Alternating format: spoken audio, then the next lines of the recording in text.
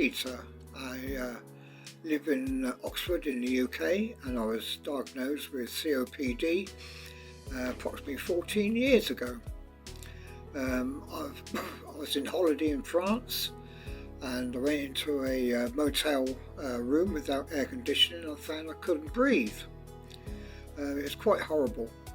When I got back to the UK, I went to my doctor's, and he said I had asthma and gave me a blue inhaler. After about 2 months using the blue inhaler, my breathing was still really bad.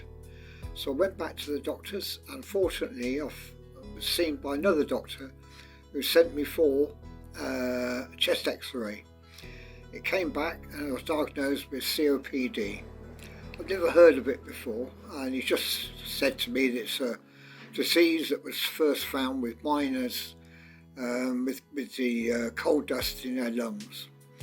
From there, during this period, 14 years I've had this, I've had a slow deterioration of my breathing.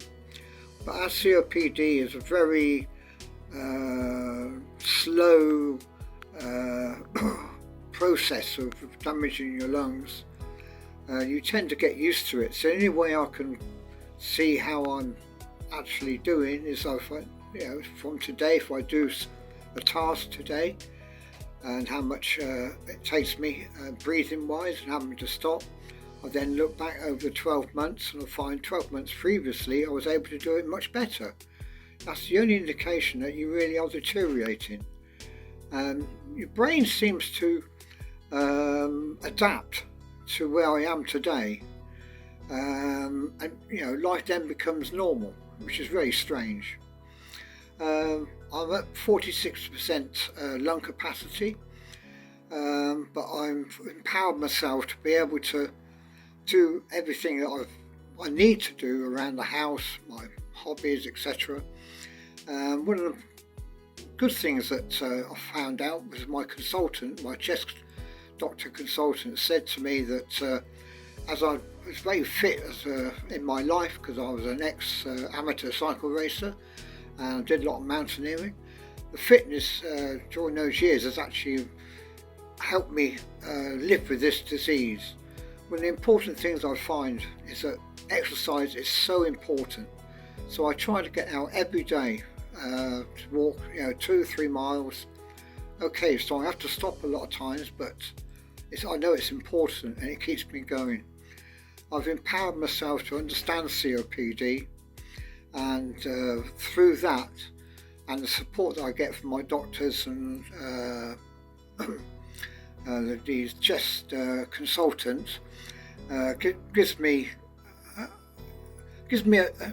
a life which I'm quite happy with at the moment, even though I'm deteriorating on the slow side. It was frustrating not knowing that my breathlessness was due to COPD when my first diagnosed as being asthma. I kept going back to the doctor, and I said to him, when it's cold I can breathe so much better.